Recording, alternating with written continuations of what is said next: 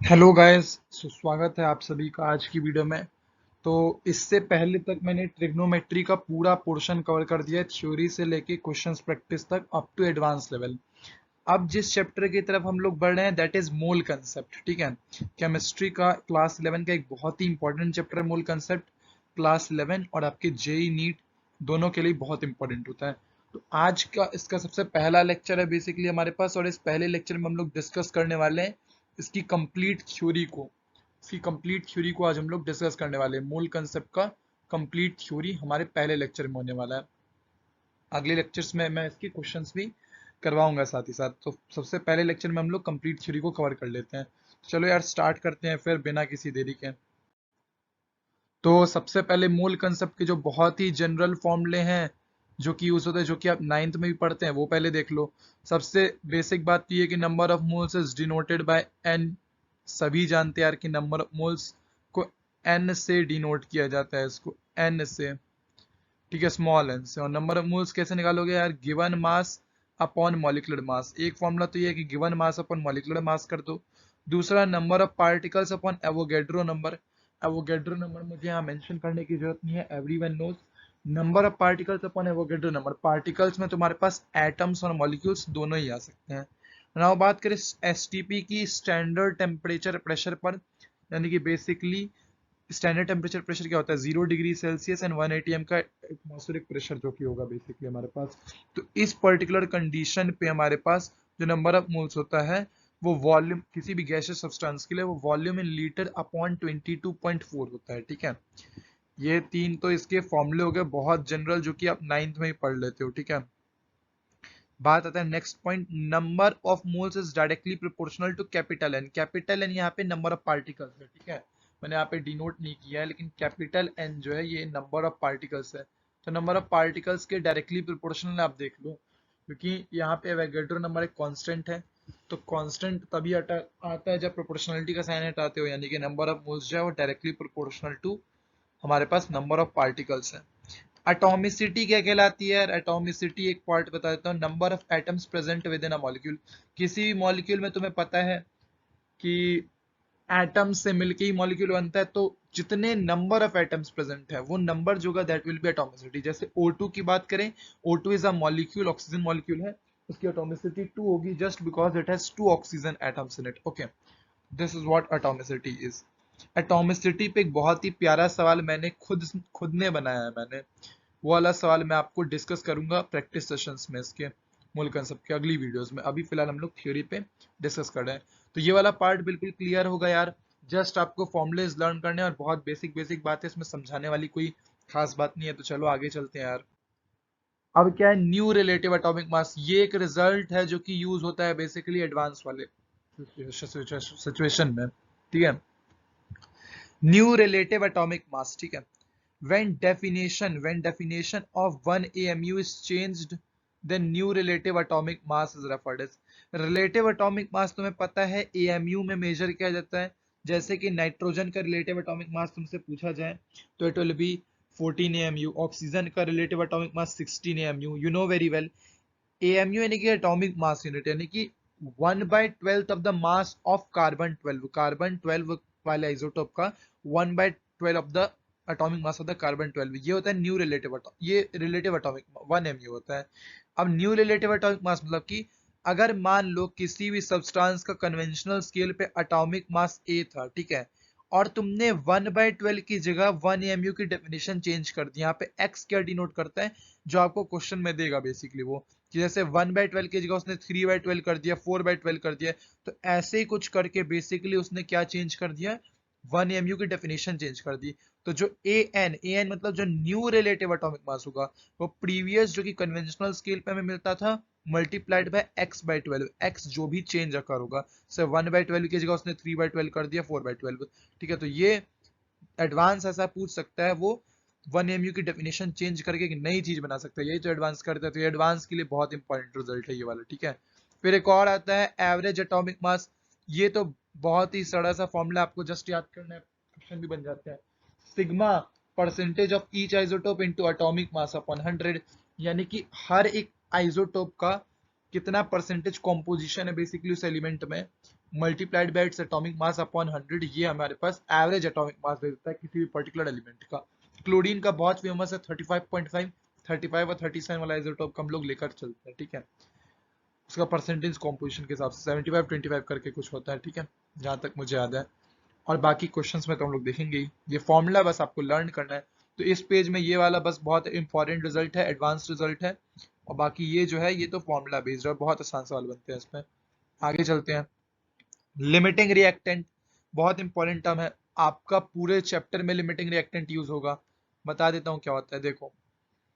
Reactant which is consumed through out the reaction, किसी भी reaction के लिए हमें रिएक्टेंट्स की जरूरत तो पड़ेगी। मान लो मेरे पास दो रिएक्टेंट्स हैं और वो मिलके एक प्रोडक्ट बना रहे मेरे पास, तो एक ऐसा रिएक्टेंट होगा जो कि पूरा का पूरा कंज्यूम हो जाएगा रिएक्शन, यानी कि उसके सारे के सारे मोल्स यूज हो जाएंगे, और दूसरे रिएक्टेंट के कुछ मोल्स बचेंगे फाइनली, और प्रोडक्ट के तो मोल्स बने ही हुए होंगे। तो ऐसा कोई रिएक्टेंट जो पूरी तरीके से कंज्यूम हो जाए throughout the reaction, that is called as limiting reactant. निकालते कैसे हैं? नंबर ऑफ मोल्स किसी भी रिएक्टेंट के लिए अपॉन में उसका स्टोइचियोमेट्रिक कोफिशिएंट, जिसके लिए भी ये लोएस्ट वैल्यू आएगी वही लिमिटिंग रिएक्टेंट हो जाएगा, यानी कि वही पूरा कंज्यूम हो जाएगा। देखते हैं यार, जैसे कि ए के पास 3 मोल्स थे, ठीक है, और बी के पास कितने मोल्स थे? 5 मोल्स थे। तो for a reaction A + 5B gives C, B is limiting reactant. कैसे हुआ देखते हैं यार। लिमिटिंग रिएक्टेंट क्या होता है? Number moles upon stoichiometric coefficient. A के लिए देखो, ए के लिए मोल्स जो है वो 3 है और स्टोइचियोमेट्रिक कोफिशिएंट 1 है, तो 3/1 3 हुआ। बी के लिए मोल्स 5 है और स्टोइचियोमेट्रिक कोफिशिएंट भी 5 है, तो 5/5 1। ए के लिए ये रेशियो 3 आ रहा है, 5 के लिए 1 आ रहा है, तो जिसके लिए भी लोएस्ट वैल्यू होगी वो लिमिटिंग रिएक्टेंट होगा, यानी कि बी लिमिटिंग रिएक्टेंट होगा। ये पूरी तरीके से कंज्यूम हो जाएगा रिएक्शन में। एक बार समझा भी देता हूँ, लो तुमको। देखो ये है ना रिएक्शन मेरे पास, ए + 5 बी गिव्स सी, ठीक है। ए के 3 मोल्स थे और बी के 5 मोल्स। अब देखो रिएक्शन स्टार्ट करता हूं। टी की वैल्यू 0 पे, ए के 3 मोल, बी के 5 मोल। जब इक्विलिब्रियम का स्टेट आएगा तो क्या होगा देखो, लिमिटिंग रिएक्टेंट पूरी तरीके से कंज्यूम होगा। लिमिटिंग रिएक्टेंट क्या है? बी है बेसिकली हमारे पास लिमिटिंग रिएक्टेंट, ठीक है। तो इसके बेसिकली मेरे पास कितने मोल्स प्रेजेंट थे? इसके 3 मोल्स प्रेजेंट थे, ठीक है। और ये जो ये वाला था इसके कितने मोल्स प्रेजेंट थे? 5 मोल्स प्रेजेंट थे, ठीक है।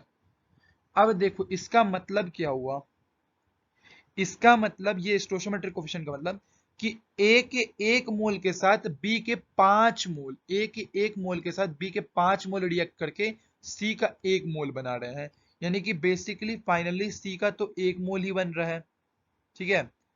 और ए का 1 मोल रिएक्ट कर रहा है और बी के 5 मोल रिएक्ट कर रहे हैं, ये रिएक्ट करके बेसिकली तुम्हारे पास सी 1 मोल बन रहा है। तो इसके तो 5 मोल थे भी और 5 के 5 रिएक्ट भी कर गए, स्टोइचियोमेट्रिक कोफिशिएंट हमें ये जानकारी दे रहा है। और ए के एक्चुअल में 3 मोल थे लेकिन 1 मोल रिएक्ट हुआ है, यानी कि इसके 2 मोल बचे होंगे। तो बी तो पूरा कंज्यूम हो गया लेकिन ए बचा है, यानी कि इस तरीके से इस करके हमारे पास जो बी होगा वो लिमिटिंग रिएक्टेंट हो जाएगा, जो कि पूरी तरीके से कंज्यूम हो जाए। तो चलो यार नेक्स्ट देखते हैं यार अपन, है ना। नेक्स्ट पोर्शन ये लिमिटिंग रिएक्टेंट, आई होप आपको समझ में आ गया होगा। क्वेश्चंस में तो यूज करेंगे ही हम लोग वैसे भी। आगे देखो, हो गया ना ये।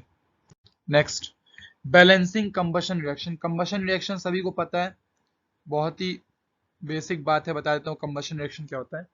कंबशन रिएक्शन यानी कि कोई भी एलिमेंट अगर ऑक्सीडाइज होता है, ऑक्सीजन के साथ रिएक्ट करता है, तो वो कंबशन कहलाता है। कंबशन मतलब कि बर्निंग, बेसिकली एक तरीके से कोई भी चीज अगर ऑक्सीजन से रिएक्ट करेगा तो कंबशन कहलाएगा, वहां से हीट एनर्जी डेवलप होगी। Combustion reaction is always exothermic reaction. क्यों? क्योंकि वहां से हीट एनर्जी हमें मिलेगी, ठीक है। एज अ रिजल्ट हमें हीट एनर्जी मिलेगी, इसलिए कंबशन रिएक्शन कैसा रिएक्शन होता है? बैलेंसिंग कंबशन रिएक्शन था ना हमारे पास। तो कंबशन मैंने बताया कि बेसिकली ऑक्सीजन के साथ रिएक्ट करना, एक्सोथर्मिक रिएक्शन होती है, ये भी पता ही है हमें, ठीक है।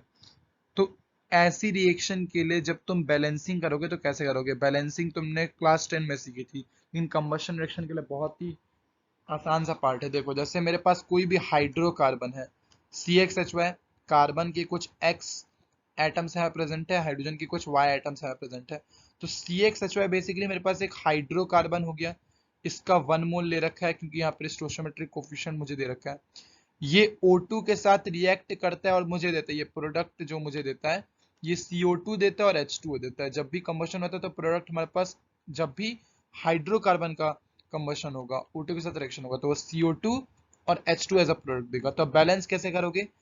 X एटम्स यहाँ पे प्रेजेंट है उसके कार्बन के, और Y एटम्स प्रेजेंट है हमारे पास हाइड्रोजन के। तो यहाँ पर O2 के साथ क्या लगा दोगे? X प्लस वाई बाय 4, और CO2 के साथ X और H2 के साथ Y बाय 2। तो इस करके हम लोग बैलेंस करेंगे कंबशन रिएक्शन का। ये वाला जो रिजल्ट है आपको याद ही रखना पड़ेगा, नहीं तो क्योंकि क्या होता है कि जब आप कैलकुलेशंस में आते हैं इस चैप्टर में, तो आपको ये रिएक्शंस बैलेंस करने का टाइम नहीं होगा। हालांकि आप अपने 10th वाले तरीके से ही बैलेंस कर सकते हैं, लेकिन ये बहुत ही जनरलाइज्ड रिजल्ट है, आपको याद रखना पड़ता है। ठीक है, नेक्स्ट क्या? Volume contraction. ये भी एज अ रिजल्ट याद रख लो। ये गैशियस स्टेट में बहुत यूज होगा, क्योंकि यहाँ पे गैशियस रिएक्टेंट गैशियस प्रोडक्ट है। देख लो, जब स्टेट्स ऑफ मैटर पढ़ेंगे तो वहां पे उन रिएक्शंस में यूज होगा। और ये एडवांस लेवल पे बहुत पूछा जाता है, ये वॉल्यूम कॉन्ट्रैक्शन एडवांस लेवल पे। Sigma volume of gaseous reactant minus sigma volume of gaseous product. ये जितने भी गैशियस रिएक्टेंट है उन सभी के वॉल्यूम का सम, माइनस जितने भी गैशियस प्रोडक्ट है उन सभी के वॉल्यूम का सम। तो ये हो गया यार, बहुत बेसिक।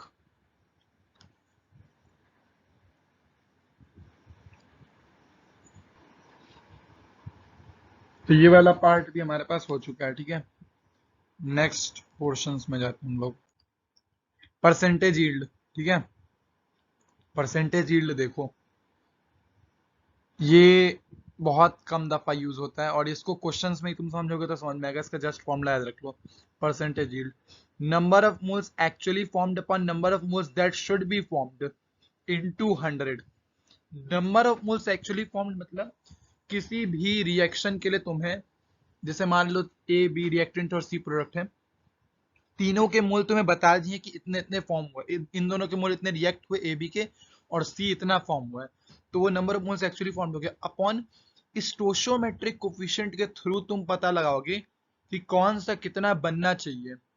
तो ये दोनों का रेशियो लेके मल्टीप्लाई बाय 100 करोगे तो परसेंटेज यील्ड। ये क्वेश्चन में ज्यादा अच्छे से समझ में आएगा, अभी जस्ट फॉर्मूला रिवाइज कर लो।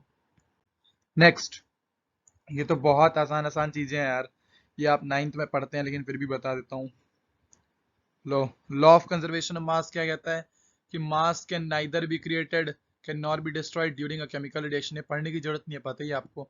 मास को ना कभी क्रिएट किया जा सकता है, ना कभी डिस्ट्रॉय किया जा सकता है किसी भी केमिकल रिएक्शन में। यानी कि जितना रिएक्टेंट का ओवरऑल मास होगा उतनी प्रोडक्ट का ओवरऑल मास होगा। Law of constant proportion and definite proportion, क्या? ये सब याद रख लो कि एंटोइन लेवेसर ने किया था, ये जेएल प्राउस ने किया था, कि a chemical compound is always found to be made of same elements combined together in a same fixed proportion by mass। यानी कि एक कोई भी केमिकल कंपाउंड जिन भी एलिमेंट से मिलके बना हुआ है, उनमें जो भी एलिमेंट्स है उनका प्रोपोर्शन बाय मास फिक्स है। यानी कि बेसिकली जितना भी उनका मास होगा, रेशियो बाय मास, वो फिक्स है, बिल्कुल कभी चेंज नहीं होगा। ठीक है, जैसे H2O की बात करें तो वहां पर हाइड्रोजन के 2 एटम्स हैं तो उसका मास 2 ग्राम हो गया, और ऑक्सीजन का एक एटम है तो उसका एटॉमिक मास बेसिकली 16 होता है। तो 2:16 1:8। तो ये रेशियो हमेशा फिक्स रहेगा, कभी भी चेंज नहीं होगा, अनटिल एंड अनलेस हम वाटर की बात करें, H2O की बात करें। ठीक है, लॉ ऑफ मल्टीपल प्रोपोर्शन क्या कहता है कि जब दो एलिमेंट कंबाइन करते हैं टू फॉर्म टू और more chemical compounds, then masses of one of the element which combined with fixed mass of the other bear a simple ratio to one another। Example समझो, ऐसे नहीं समझ में आएगा। Carbon combines with oxygen to form two compounds namely carbon dioxide and carbon monoxide. Carbon जब oxygen के साथ, carbon जो है जब ऑक्सीजन के साथ रिएक्ट करता है तो दो तरीके से रिएक्ट करता है। अगर फुल कंबशन हुआ, पूरी तरीके से कंबशन हुआ, तो CO2 फॉर्म करेगा, और अगर इनकम्प्लीट कंबशन हुआ तो कार्बन मोनोऑक्साइड बनेगा। समझ रहे हो ना?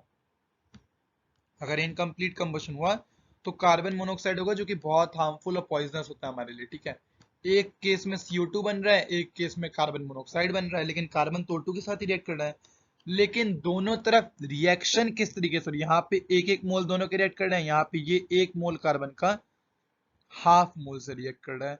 तो बेसिकली क्या कह रहा है, when two elements combine to form two और मोर केमिकल कंपाउंड्स, जब दो एलिमेंट यानी कि कार्बन और ऑक्सीजन कंबाइन करते हैं जिससे दो या दो से ज्यादा केमिकल कंपाउंड बनते हैं, तो उसमें क्या होता है, then masses of one of the element, masses of one of the element which combined with fixed mass of the other bear a simple ratio to one another। हाँ, मतलब कि मास एक एलिमेंट का जो कि फिक्स्ड मास से react करता है, जैसे यहाँ पे कार्बन का मास यहाँ पे फिक्स है 1 मोल, यहाँ पे इसका लिया गया, यहाँ पे भी 1 मोल लिया गया, तो कार्बन का 1 मोल का मास उसके एटॉमिक मास के बराबर होगा, यानी कि 12, उसका मास फिक्स है।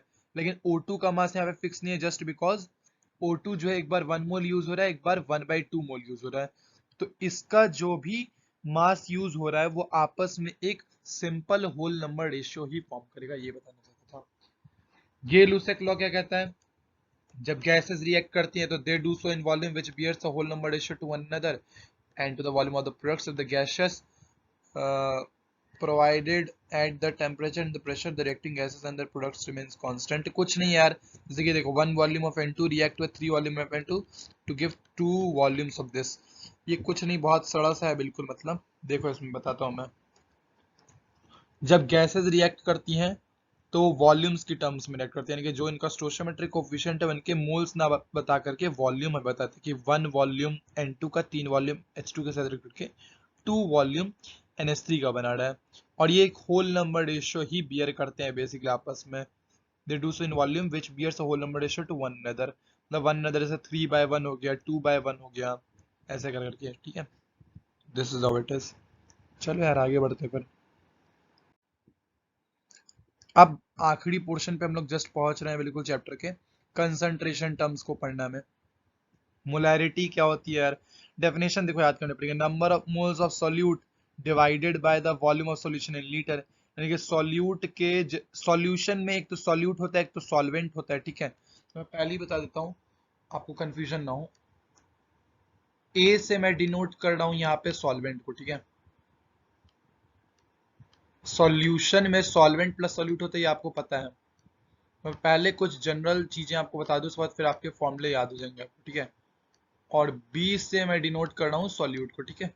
ऐसा कुछ सिचुएशन है हमारे पास, तो हम लोग देखेंगे, ठीक है। अब ये आपको याद करना है, केमिस्ट्री का बहुत ही आसान टर्म्स है बिल्कुल, concentration term. Number of moles of solute यानी कि एन से डिनोट करते हैं, तो N B upon volume in litre, volume वो भी सॉल्यूशन का इन लीटर। अगर दे रखा होगा क्वेश्चन में सारी चीजें तो तुम निकाल दोगे। यूनिट क्या होगा, मोल पर लीटर, ऊपर मोल है नीचे वॉल्यूम है, तो लीटर मोल पर लीटर।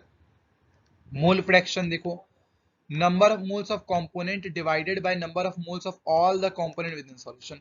किसी सॉल्यूशन में एक से ज्यादा कंपोनेंट्स हैं तो सभी के मोल्स का एडिशन डिनोमिनेटर में, और किसी पर्टिकुलर कंपोनेंट का तुम्हें निकालना है मोल फ्रैक्शन, तो उसको तुम ऊपर रख दोगे, तो number of moles of component divide by number of moles of solution. जैसे कि सॉल्यूट का निकालना है, इसको वैसे काई से रिप्रेजेंट करते हैं, ठीक है, काई से। तो सॉल्यूट को रिप्रेजेंट करना है तो फिर chi equal to Na upon Na plus NB, chi भी के लिए हो जाएगा Nb upon Na plus NB, दोनों को ऐड करके देखोगे तो 1 आएगा, तो ये रिजल्ट भी हो गया तुम्हारा। एक टर्म और आती है molality, number of moles of solute divided by the weight of solvent in KG, तो number of moles of solute कितना होता है, Nb upon weight W of solvent in KG, तो WA, क्योंकि A से मैंने सॉल्वेंट को रिप्रेजेंट किया इन केजी, ये इसका हो जाएगा, और इसका मोल पर केजी हो जाएगा, तो समझ में आ ही रहा है आपको। नेक्स्ट सम इंपॉर्टेंट रिजल्ट्स, अब बहुत इंपॉर्टेंट रिजल्ट्स हैं, इसमें से कुछ रिजल्ट्स अभी देखना एडवांस के होंगे, मैं बताऊंगा आपको, बहुत इंपॉर्टेंट रिजल्ट्स याद रख लो। सबसे पहली बात तो बहुत बेसिक बात है कि मास इंडिपेंडेंट ऑफ टेम्परेचर, टेम्परेचर बढ़ाओगे तो मास तो बढ़ता नहीं है, मास टेम्परेचर के इंडिपेंडेंट होता है, ठीक है। हाँ, लेकिन ये एक बात है कि वॉल्यूम जो है वो टेम्परेचर के साथ बढ़ेगा, अगर टेम्परेचर बढ़ाओगे तो वॉल्यूम भी बढ़ेगा। क्यों बढ़ेगा मैं बताता हूँ, देखो आपने 9th क्लास में पढ़ा होगा कि जब कभी भी टेम्परेचर को हम बढ़ाते हैं तो किसी भी स्टेट ऑफ मैटर के पार्टिकल्स के बीच का इंटरमोलिकुलर फोर्स जो होता है वो वीक होता है, और बॉन्ड्स ब्रेक हो करके वो पार्टिकल्स दूर दूर जाते हैं। तो दूर दूर जाने से होता क्या है, बेसिकली आइस जो है वो वाटर में बन जाता है, वाटर जो है गैस में बन जाता है, यानी बेसिकली हमारे पास वॉल्यूम इंक्रीज हो रहा है उस केस में। तो वही यहाँ पे बताया गया कि टेम्परेचर के साथ साथ मैटर का वॉल्यूम भी चेंज करता है, what ever be it's state. Molarity देखो यार, इसका एक और फॉर्मूला, हाँ ये डिराइव्ड रिजल्ट जो है ये आपको याद रखना है, ये अभी मैं फिलहाल अभी डिराइव नहीं करा रहा, लेकिन आपको याद रखना है, बहुत इंपॉर्टेंट रिजल्ट है, ठीक है। देखो आओ, ये बिल्कुल से आपका देखना, मोलैरिटी परसेंटेज बाय मास किसी भी एलिमेंट का into density of solution into 10 upon molecular weight of solute, ठीक है, upon molecular weight of solute. तो ये जो है आपको ये फॉर्मूला बहुत अच्छे से याद रखना है, ये यूज होता है अच्छे से, ये एडवांस में भी यूज हो सकता है, बहुत इंपॉर्टेंट है, बहुत ज्यादा। 2 बार टिक कर देता हूँ, इवन मैं इसको हाईलाइट भी कर देता हूँ, ठीक है, बहुत इंपॉर्टेंट है। चलो नेक्स्ट क्या है, ये मोलैलिटी का फॉर्मूला हमने पहले देखा था पिछले पेज में, लेकिन ये मोल फ्रैक्शन की टर्म्स में आता है, इसको भी आप डिराइव कर सकते हैं। अगर नहीं होगा तो रुको मैं एक बार करके दिखाई देता हूँ, नहीं तो आप लोग बोलोगे कि नहीं करवा रहे मैं। देखो क्या होता था मोलैलिटी, मोलैलिटी को सबसे पहले स्मॉल एम से रिप्रेजेंट करते हैं, पहले बता दूं, और मोलैलिटी को कैपिटल एम से। तो ये क्या होता था molality, number of moles of solute यानी कि NB upon weight of solvent, weight of solvent ना, हाँ वेट ऑफ सॉल्वेंट यानी कि डब्ल्यू ए इन केजी। तो अगर मान लीजिए ग्राम में तो ऊपर 1000 से मल्टीप्लाई, ये ग्राम में अगर चीजें चल रही होंगी तो ऊपर 1000 से मल्टीप्लाई, क्योंकि मुझे केजी में चाहिए, अगर उसको केजी में बनाना और ये ग्राम में तो 1000 से ऊपर मल्टीप्लाई। अब देखो तुम्हें एक बात बता देता हूं मैं कि जो काइए होता है, काई बी अपॉन काइए जो होता है, ये N B upon N A होगा। कैसे, काई बी क्या होगा, N B upon N A plus N B, chi A क्या होगा, N A upon N A plus N B, N A plus N B दोनों तरफ से कैंसल, तो ये जो रेशियो ये ऐसा मेंटेन हो जाएगा। द मोल फ्रैक्शंस की रेशियो नंबर मोल्स की रेशियो के बराबर होती है। तो मुझे मोल फ्रैक्शन लेके आना है, तो मैं क्या करूंगा, ऐसा कुछ बनाने के लिए एन ए से क्या कर देता हूँ, डिवाइड। अब जब डिवाइड करो तो ऐसा तो चलता नहीं है कि बिल्कुल ऐसे ही रख दिया तुमने, मल्टीप्लाई भी करना ही पड़ेगा। ये लो मल्टीप्लाई कर दिया एन ए से, है ना। अब देखो क्या होगा, ये N B upon N A क्या बन जाएगा, काई ए अपॉन काई बी, जो तुम्हें यहाँ पे दिख रहा है ये काई ए अपॉन काई बी। और देखो, और देखो जरा, और देखो, और ये जो था, रुक जाओ मेरे पास, ये एन ए, अब देखो ये N A upon W A लिखा है, ठीक है। एन ए क्या होता है बताना जरा, एन ए होता है बेसिकली हमारे पास W A upon M A, यानी कि weight of solvent upon molecular weight of solvent. तो डब्ल्यू ए कैंसिल हो जाएगा और अपॉन में नीचे एम ए आ जाएगा, तो वहां से ये नीचे एम ए आ रखा है। तो ये बहुत आसानी से आप डेरिवेशन कर सकते हैं, रेदर आपको याद रखना चाहिए, अगर आपको क्वेश्चंस में डायरेक्ट यूज करना है, आप डेरिवेशन थोड़ी ना करोगे एग्जामिनेशन में। और मैं तो वैसे भी क्रिस्प थ्योरी ही देता हूँ इस चैनल पे, क्वेश्चंस में ज्यादा एनालिसिस करता हूँ, आप जानते ही हैं। ठीक है, अब एक और रिजल्ट है मोलैरिटी के लिए, उसके लिए आप खुद डिराइव करेंगे, आपका होमवर्क है। मोलैरिटी के लिए थोड़ा मतलब प्रिंटिंग मिस्टेक हो गई है, ये काई बी है इंटू 1000, इंटू है ये एन ए यानी कि number of moles of solvent upon chi A mole fraction of solvent into volume in millilitre, millilitre में ऐसे यहाँ पे 1000 का मल्टीप्लाई। तो ये वाला डिराइव आप खुद करेंगे कैसे आया, ठीक है। नेक्स्ट, ये रिजल्ट महा इंपॉर्टेंट है, एडवांस के लिए, बिल्कुल बिल्कुल एडवांस के लिए, इसको हाईलाइट करना बहुत जरूरी है, बिल्कुल एडवांस के लिए है ये वाला रिजल्ट, याद रख लो। एम कैपिटल एम क्या होता है, मोलैरिटी होती है, is equal to small M into density of solution upon 1 plus molality into molecular weight of M B, मतलब मॉलिक्यूलर वेट ऑफ सॉल्यूट, और अपॉन में 1000, अपॉन में क्या है, अपॉन में क्या है 1000, ठीक है। तो ये रिजल्ट बहुत इंपॉर्टेंट है, आपको याद रखना, ठीक है। इसकी भी डेरिवेशन कोई जरूरत नहीं है, जस्ट आप रिजल्ट याद रखें, एडवांस के लिए है बिल्कुल। नेक्स्ट रिलेशन क्या है, डाइल्यूशन इक्वेशन। डाइल्यूशन इक्वेशन क्या होता है बता देता हूँ एक बार, ये व्हाइट, मैंने एक व्हाइट कलर ही ले लिया बेसिकली। हाँ डाइल्यूशन इक्वेशन देख लो, चलो व्हाइट से भी पढ़ लो एक बार। डाइल्यूशन इक्वेशन देख लो क्या होता है, m1 v1 equal to m2 v2। ये m1 क्या है और v1, v1 v मतलब कि वॉल्यूम है, m मतलब मोलैरिटी है। तो देखा होगा तुमने कि जो भी स्टॉक सॉल्यूशन होता है बेसिकली हमारे पास, किसी भी चीज का स्टॉक सॉल्यूशन होता है, एक डाइल्यूटेड सॉल्यूशन होता है। जैसे कि मैंने कोई भी कोल्ड ड्रिंक ऑर्डर किया, अब उसका एक स्टॉक सॉल्यूशन होगा, बहुत ज्यादा कंसंट्रेटेड होगा, तो कुछ ज्यादा ही कंसंट्रेटेड होता है तो हम उसमें वाटर का एडिशन करके उसको डाइल्यूट कर देते हैं। तो एक तो स्टॉक सॉल्यूशन होता है, एक तो डाइल्यूटेड सॉल्यूशन होता है। तो दोनों ही केस में अगर मान लो मेरे पास एक स्टॉक सॉल्यूशन, एक डाइल्यूटेड सॉल्यूशन है, अगर मान लो मैंने उतनी मोलैरिटी का ले रखा था स्टॉक सॉल्यूशन और उतने वॉल्यूम का ले रखा था, फाइनली इसका वॉल्यूम चेंज होता है। बेसिकली हमारे पास डाइल्यूशन में वाटर ऐड करने पे वॉल्यूम चेंज होगा, तो मोलैरिटी भी ऑब्वियसली चेंज होगी, लेकिन एक चीज क्या कांस्टेंट रहेगी, number of moles. Number of moles तो बेसिकली हमारे पास जो भी मैटर है उसके अंदर का वो तो सेम ही रहेगा, और number of moles, molarity equal to number of moles of solute upon volume होता है, तो m इंटू वी हमेशा कांस्टेंट रहेगा, यानी कि जो भी स्टॉक सॉल्यूशन का मोलैरिटी और वॉल्यूम है उसका प्रोडक्ट इज इक्वल टू जो भी डाइल्यूट सॉल्यूशन होगा उसके मोलैरिटी और वॉल्यूम का प्रोडक्ट। ठीक है, तो ये जस्ट आपको याद रखना है, एज सच कुछ खास इसका यूज नहीं होता है, ज्यादा दफा पूछा नहीं जाता है, लेकिन पूछा भी जाए तो बहुत आसान सा फॉर्मूला है। पीपीएम, पीपी भी आप खुद कर सकते हैं। पीपीएम में बताता हूँ, पार्ट्स पर million, mass of solute upon mass of solution into 10 की पावर 6। ये जस्ट फॉर्मूला है, आपको याद रखना है। ठीक है, एज सच इसमें कुछ नहीं करना है। तो this is the end of the mole concept theory, complete theory. एक बात मैं आपको बता देता हूँ कि जो इसके बाद इक्विवेलेंट कॉन्सेप्ट इस चैप्टर में कई लोग पढ़ाते हैं, और equivalent concept, N factor, normality, तो ये तीन टर्म्स जो है ये मैं आपको रेडॉक्स में पढ़ाऊंगा। मेरा यह तरीका है कि मैं इक्विवेलेंट, एन फैक्टर और रेडॉक्स के बेसिस, रेडॉक्स के बेस पे रिएक्शन और नॉर्मेलिटी, ये सब मैं आपको पढ़ाऊंगा कहाँ पर, रेडॉक्स में। सो मोल कंसेप्ट के लिए इतनी थ्योरी काफी है। मैंने एडवांस वाले रिजल्ट भी बताए हैं और बेसिक रिजल्ट्स तो बताएं, फॉर्मूले वगैरह बताएं, डेफिनेशन बताएं, आपको जस्ट याद रखना है। बहुत आसान सी थ्योरी थी।